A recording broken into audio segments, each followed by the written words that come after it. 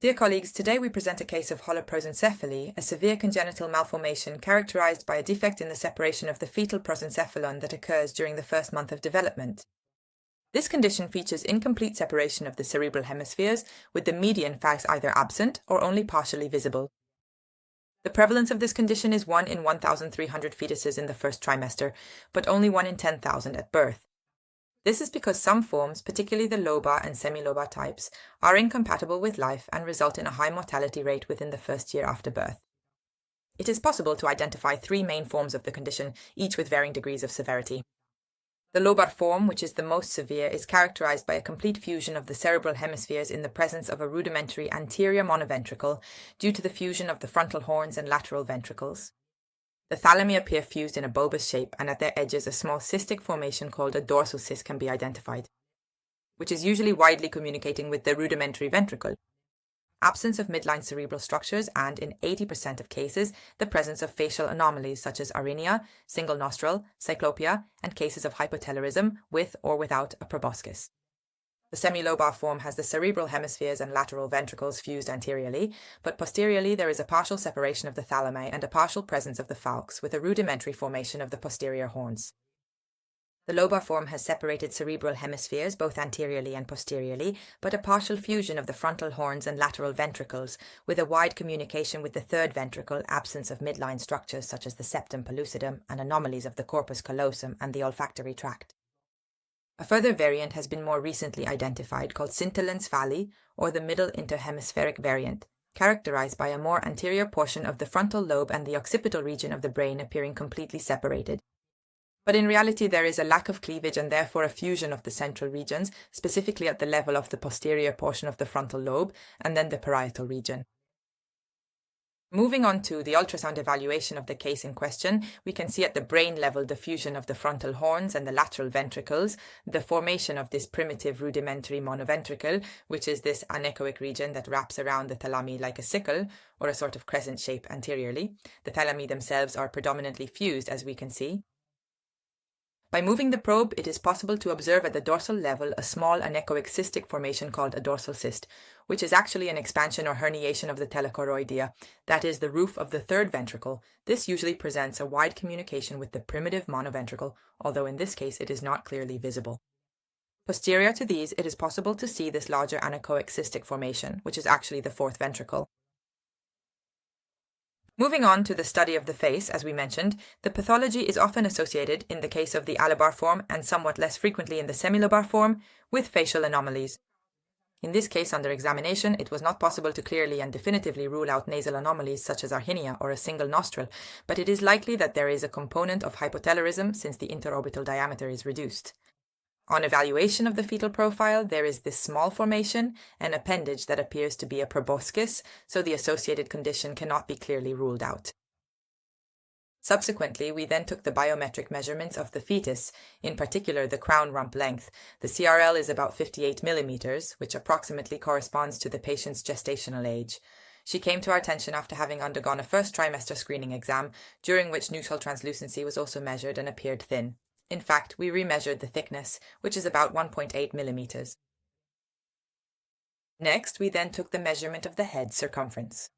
We will see that this, together with the abdominal circumference and femur length, is about 1 week behind the gestational age based on amenorrhea. In this scan, the measurement of the abdominal circumference is then taken. We see a normally filled stomach, clearly visible, an intact abdominal wall, and apparently no hernias. We proceed to visualize the cord insertion, which appears regular with no evidence of an omphalocele, which can sometimes be associated, especially in the case of trisomy 13, with this condition, namely an omphalocele.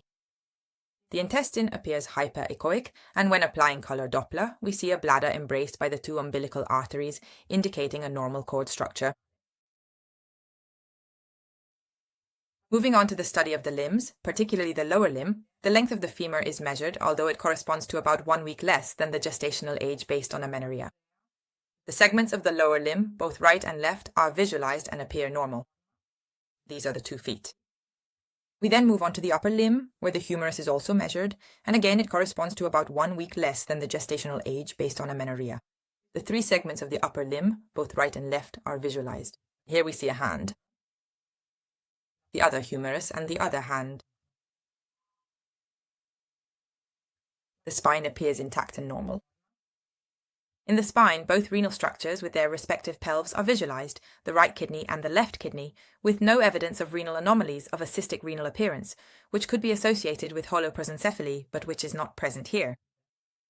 With color Doppler, we sample the ductus venosus, which also appears normal with a present wave. As mentioned, this condition can often be associated with cardiac anomalies.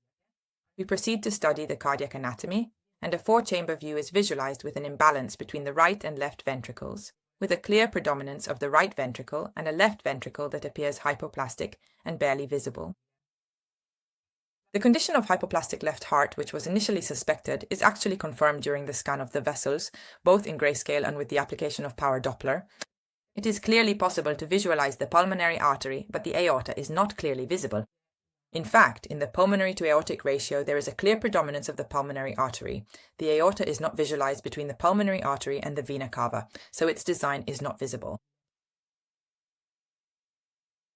Holoprosencephaly is idiopathic in 80% of cases, but carries a high risk of genetic or chromosomal abnormality ranging from 15 to 50%. It is often associated with trisomy 13, and in these cases also with omphalocelie, although in this examination it is not present. It can also be associated to a lesser extent with trisomy 18 and triploidy, and more rarely with microdeletions and monogenic mutations. The syndromic risk is also relatively high, around 15 to 20%. In fact, it can be associated with other anomalies, mainly of the cardiac, renal, or skeletal type, within the context of syndromes. Among these are Pallister syndrome, which is also associated with polydactyly and renal anomalies, Meckel-Gruber syndrome, which is associated with polycystic kidneys, encephalocele and polydactyly, cardiofacial syndrome, which tends to be associated with cardiac defects and median cleft lip, and Stenfield syndrome, which features median cleft renal and cardiac anomalies, and a forearm that appears shortened. In cases where holoprosencephaly is suspected, the patient may choose to undergo a voluntary termination of pregnancy, given the severity of the ultrasound findings. Therefore, counseling regarding the prognosis of the condition in question is essential. On the other hand, the patient may also opt for a conservative approach and continue with the pregnancy. In both cases, given the possible malformative and genetic chromosomal anomalies that could be associated and may recur in future pregnancies, it is still recommended that the couple undergo genetic counseling, karyotyping, RTGH, and exome sequencing. These tests are performed on fetal tissue in the event of pregnancy termination or via chorionic villus sampling if a conservative approach is chosen. In the latter case, a second-level ultrasound is also recommended for an in-depth study of fetal anatomy, considering the potential malformative anomalies, which in the context of a syndrome could be associated with holoprosencephaly itself.